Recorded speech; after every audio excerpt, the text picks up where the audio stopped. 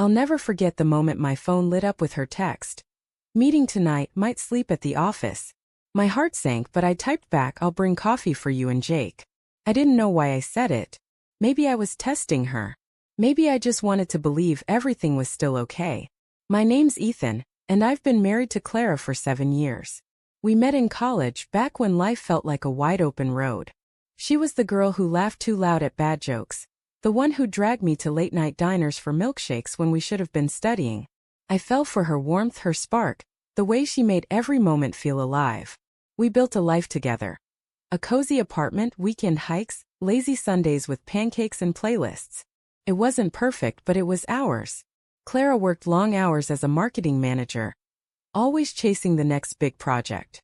I was a graphic designer freelancing from home, which gave me time to notice the little things like how her smile started fading, how her late nights got later. It started small. She'd come home exhausted, barely talking, her eyes glued to her phone. I'd ask about her day and she'd mumble something vague like, just work stuff. I didn't push. I trusted her. But then the texts got shorter, her excuses flimsier. Staying late again. Don't wait up. I'd lie in bed staring at the ceiling, the quiet hum of our apartment feeling louder than ever. I told myself it was just work stress. Clara was ambitious, she always had been. But deep down something gnawed at me, a whisper I couldn't shake.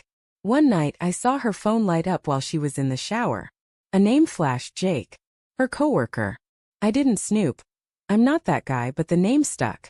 Jake, the guy she mentioned casually, the one she worked with on big projects. I started noticing how often his name came up. Jake had this idea.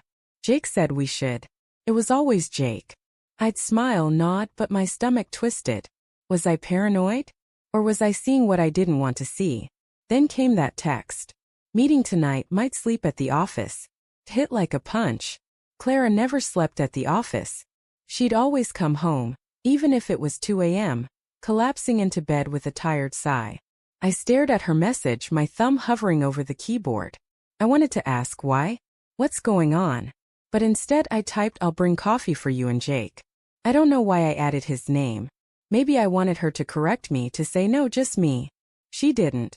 Her reply was a quick thanks, love you. I couldn't sleep that night. I kept picturing her at the office laughing with Jake, their heads bent over laptops too close. By 6 a.m., I was out the door, 2 coffees in hand, driving to her building.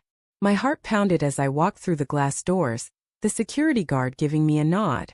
The office was quiet, fluorescent lights buzzing softly. I found her desk, expecting to see her curled up in a chair, maybe asleep. But her desk was empty. No laptop, no coat, no sign of her. My eyes darted to Jake's desk across the room. Empty too. I set the coffees down, my hands shaking. Clara. I called softly, my voice echoing in the empty office. Nothing. I checked the break room, the conference room, nothing. My phone buzzed. A text from Clara. Sorry, meeting ran late. Crashed at Jake's place. Be home soon. The world tilted. Crashed at Jake's place?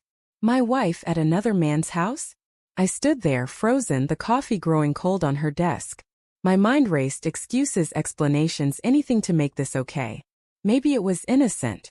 Maybe they just worked late and she needed a couch to crash on. But the ache in my chest told me otherwise. I drove home, the city a blur. When Clara walked in an hour later, her hair messy, her eyes avoiding mine, I knew. Hey, she said, her voice too bright. Sorry about last night. It was crazy. I didn't move from the couch. You were at Jake's, I said, not a question.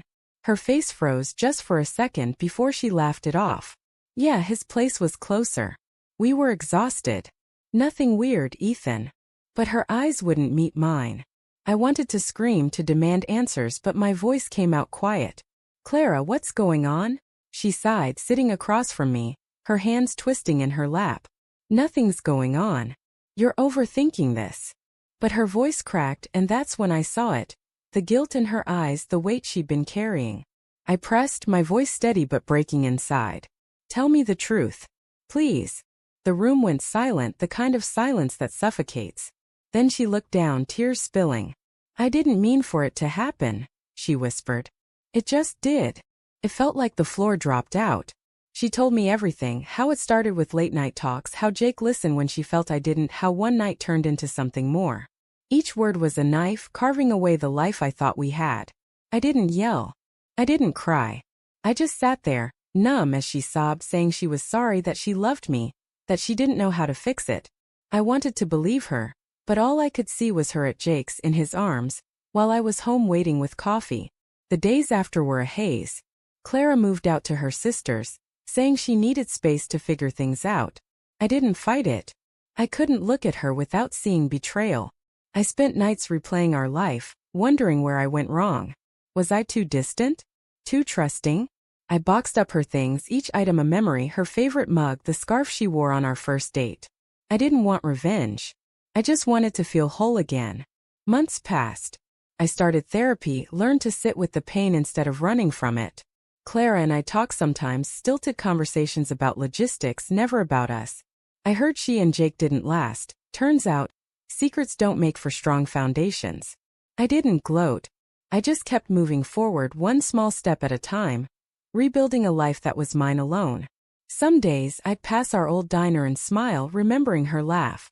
Other days I'd feel the ache, but it was softer now, less sharp. I don't know if I'll ever fully trust again, but I'm learning to live for me. I keep her scarf in a drawer, not out of longing but as a reminder. Love can break you, but it doesn't have to define you. Sometimes I think about that coffee sitting cold on her desk and I realize, I'm worth more than being someone's afterthought. If you've listened all the way till now, thank you. Sharing this feels like letting go just a little. Your support means more than you know. And I'm grateful you're here with me through these stories.